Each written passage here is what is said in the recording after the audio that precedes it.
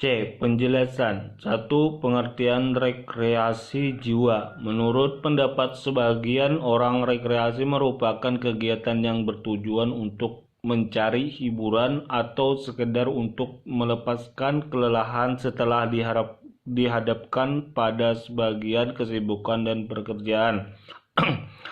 Sedangkan olahraga rekreasi adalah olahraga yang dilakukan untuk mengisi waktu luang dengan tujuan akhir.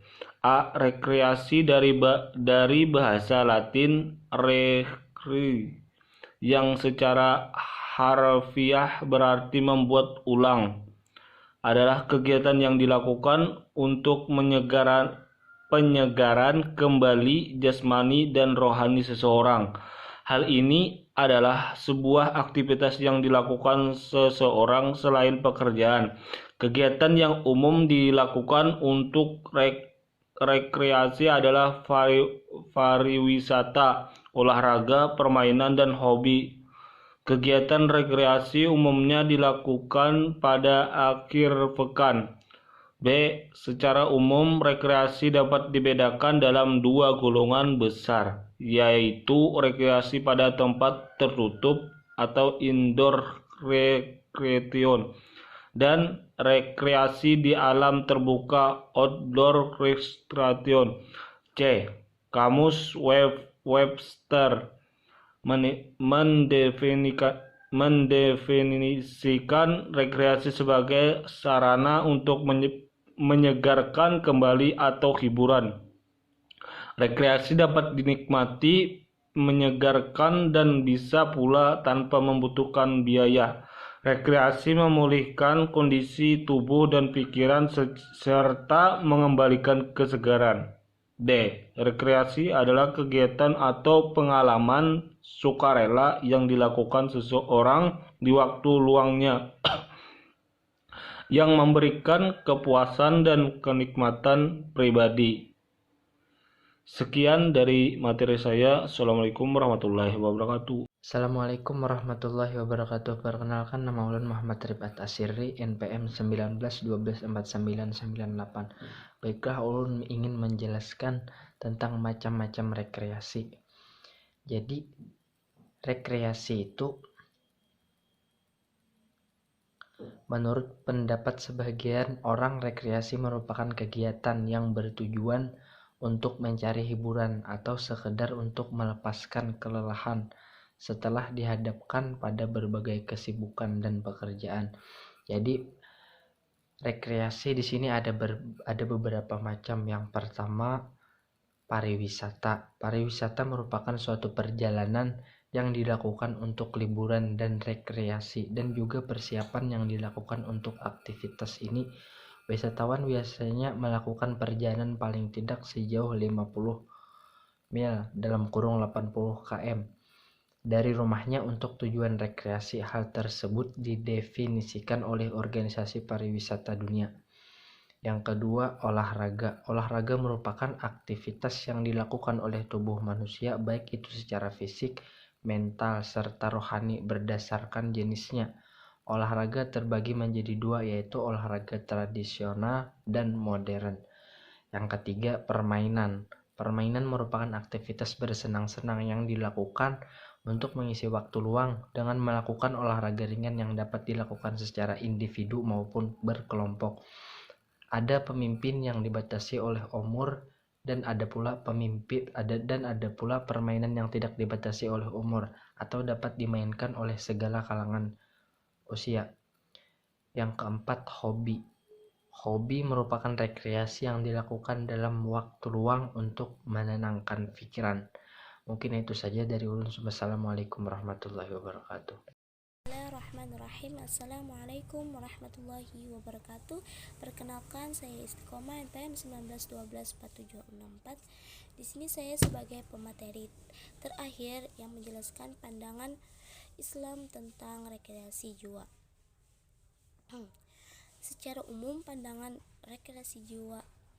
Islam tentang rekreasi jiwa itu adalah hukumnya mubah atau boleh dalam garis bawah selama tidak melanggar hal-hal atau yang dilarang oleh syariat Islam. Nah, Contohnya saja dalam macam rekreasi jiwa tadi ada 4 yang dijelaskan oleh pemateri sebelumnya. Yang pertama ada pariwisata, olahraga, permainan, dan hobi. Jadi ada 4 macam rekreasi jiwa itu. Nah, dari 4 macam rekreasi jiwa itu ada yang hukumnya mubah bisa berubah menjadi sunnah, bisa menjadi haram atau tidak dibolehkan. Nah, bagaimana? Nah, contohnya dari rekreasi jiwa pariwisata. Nah, pariwisata itu bisa dibilang disebut dengan traveling atau jalan-jalan. Nah, traveling itu juga mempunyai manfaat. Nah, manfaatnya itu bisa mendapatkan banyak hikmah dari perjalanan yang dijalaninya itu, dihadapi dalam perjalanan. Bisa juga perjalanannya itu menjadi pahala atau menjadi sunnah apabila perjalanan itu dalam tujuannya itu berdakwah. Nah, dari Imam Asy-Syafi'i juga menyebutkan jalan-jalan itu ada manfaatnya. Misalkan seorang ini dalam kesedihan yang mendalam, dalam kesedihan, maka dengan represi atau jalan-jalan itu ia menjadi, walaupun kehilangan itu tidak menghilang, tapi selama perjalanan itu kesedihan itu hilang gitu. Yang awalnya sumpek, perasaan sumpek karena berdiam di rumah saja. Nah, maka dianjurkan juga untuk pergi jalan-jalan, misalkan ke suatu tempat untuk melihat keadaan kaum muslim di situ atau melihat lingkungan alam sekitarnya.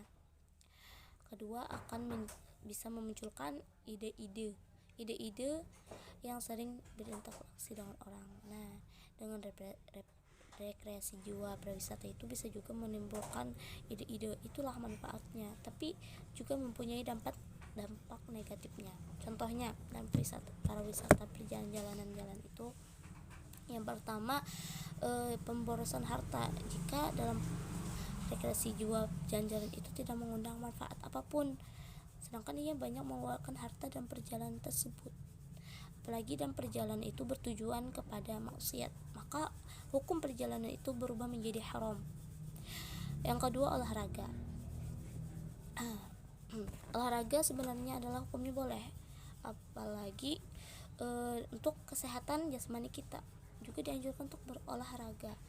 Dalam konteks olahraganya itu untuk kesehatan, tapi dibalik olahraga tersebut juga mempunyai dampak negatif. Misalkan seorang ini menyukai olahraga zumba, di dalam satu ruangan ternyata ada terkumpul dengan kaum laki-laki.